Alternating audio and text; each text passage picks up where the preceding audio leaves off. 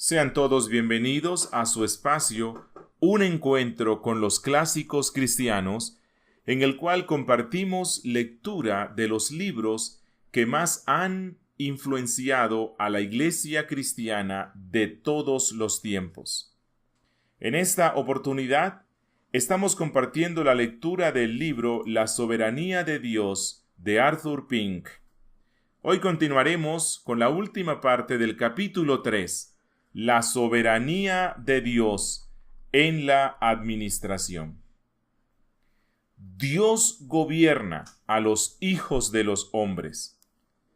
Apreciamos totalmente el hecho de que esta es la parte más difícil de nuestro tema y, en consecuencia, se tratará con mayor detalle en adelante, pero en este momento consideraremos el hecho del gobierno de Dios sobre los hombres en general antes de intentar tratar el problema en detalle.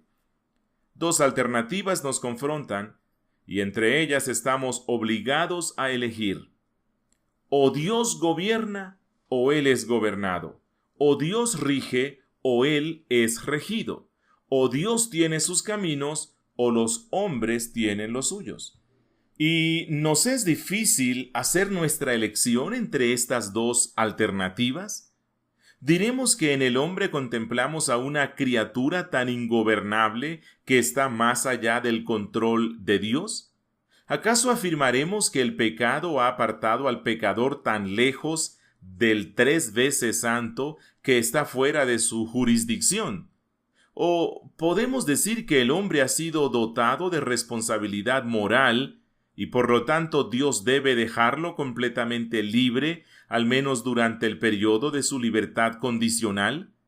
¿Sigue necesariamente que debido a que el hombre natural es un criminal contra el cielo, un rebelde contra el gobierno divino, que Dios no puede cumplir su propósito a través de él?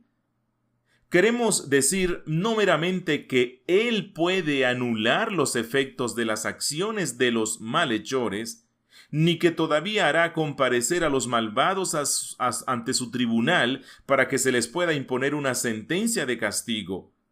Multitudes de no cristianos creen en estas cosas, sino que queremos decir que cada acción de sus súbditos más criminales está completamente bajo su control.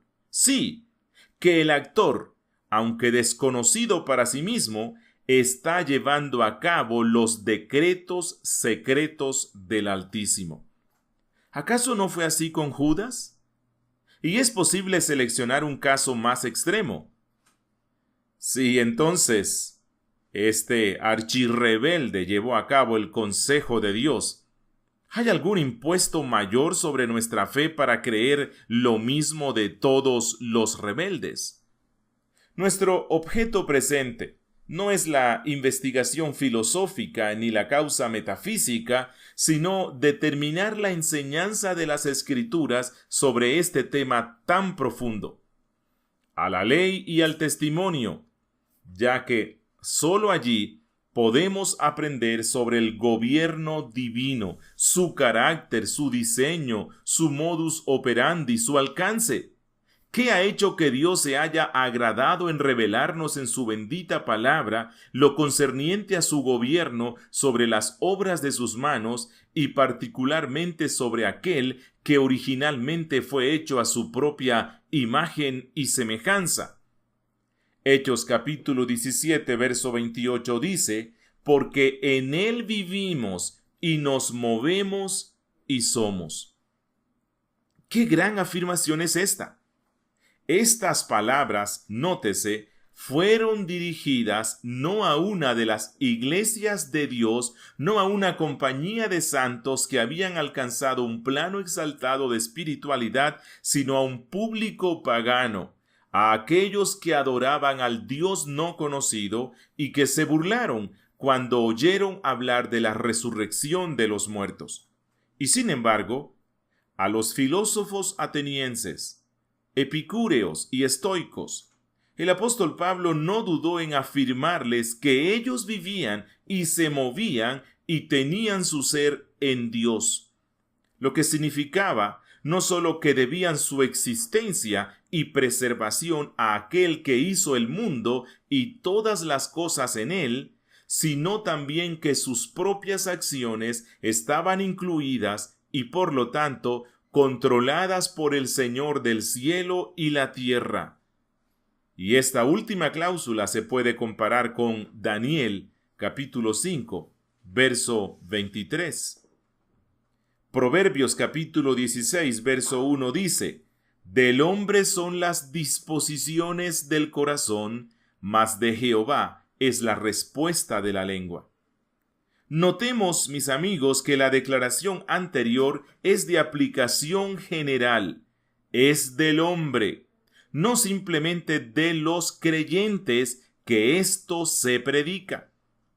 Proverbios 16:9: El corazón del hombre piensa su camino, mas Jehová endereza sus pasos. Si el Señor dirige los pasos de un hombre, ¿no es una prueba de que Dios lo controla o lo gobierna?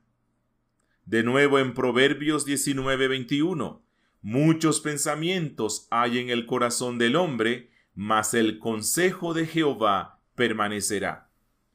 ¿Puede esto significar algo menos que no importa lo que el hombre pueda desear y planificar, es la voluntad de su Creador la que finalmente se ejecuta? Como ilustración, consideremos al rico necio. Los pensamientos de su corazón nos son conocidos. Lucas capítulo 12, versos 17 al 20. Y él pensaba dentro de sí, diciendo: ¿Qué haré? Porque no tengo donde guardar mis frutos. Y dijo: Esto haré: derribaré mis graneros y los edificaré mayores, y allí guardaré todos mis frutos y mis bienes, y diré a mi alma: Alma, muchos bienes tienes guardados para muchos años. Repósate, come, bebe, regocíjate. Tales eran los pensamientos de su corazón. Sin embargo, fue el consejo del Señor el que permaneció. Los yo haré del hombre rico se desvanecieron porque Dios le dijo: Necio, esta noche vienen a pedirte tu alma, y lo que has provisto, ¿de quién será?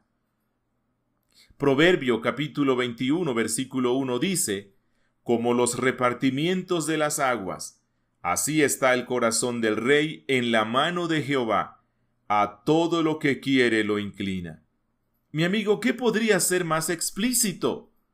Proverbios 4:23: Del corazón mana la vida. Proverbios 23:7: Porque cuál es su pensamiento, el pensamiento del hombre, en su corazón, tal es él. Si entonces el corazón está en la mano del Señor, y si él a todo lo que quiere lo inclina, entonces no está claro que los hombres, sí, los gobernadores y regentes, y por tanto todos los hombres, no están por fuera del control gubernamental del Todopoderoso. No se deben imponer limitaciones a las declaraciones anteriores. Insistir en que algunos hombres, al menos, si frustran la voluntad de Dios y revocan sus consejos, es repudiar otras escrituras igualmente explícitas. Sopésese bien lo siguiente. Job capítulo 23, verso 13. Pero si él determina una cosa, ¿quién lo hará cambiar? Su alma deseó e hizo. Salmo 33, 11.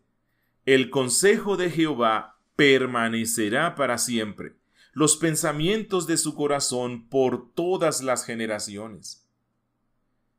Proverbios 21:30. No hay sabiduría, ni inteligencia, ni consejo contra Jehová. Isaías 14:27. Porque Jehová de los ejércitos lo ha determinado, ¿y quién lo impedirá? Y su mano extendida, ¿quién la hará retroceder? Isaías capítulo 46, versos 9 y 10. Acordaos de las cosas pasadas desde los tiempos antiguos, porque yo soy Dios, y no hay otro Dios, y no hay semejante a mí, que anuncio lo por venir desde el principio y desde la antigüedad lo que aún no era hecho, que digo, mi consejo permanecerá y haré todo lo que quiera. Mi amigo, no hay ambigüedad en estos pasajes. Afirman en los términos más inequívocos e incondicionales que es imposible destruir el propósito de Jehová. Leemos las Escrituras en vano si no descubrimos que las acciones de los hombres, tanto los hombres malos como los buenos, son gobernadas por el Señor Dios. Nimrod y sus compañeros decidieron erigir la Torre de Babel, pero antes de que su tarea se completara, Dios frustró sus planes. Dios llamó a Abraham solo, como dice Isaías 51:2, pero sus parientes lo acompañaron al salir de Ur de los Caldeos. Entonces, ¿fue derrotada la voluntad del Señor? No, en ninguna manera. Nótese el resultado. Génesis 11:32 nos dice que Taré murió antes de que Canaán fuera alcanzado. Y aunque Lot acompañó a su tío a la tierra prometida, pronto se separó de él y se estableció en Sodoma. Jacob fue el hijo a quien se le prometió la herencia, y aunque Isaac trató de revertir el decreto de Jehová y otorgar la bendición a Esaú, sus esfuerzos se desvanecieron. Esaú juró nuevamente vengarse de Jacob, pero la siguiente vez que se encontraron, lloraron de alegría en lugar de luchar con odio.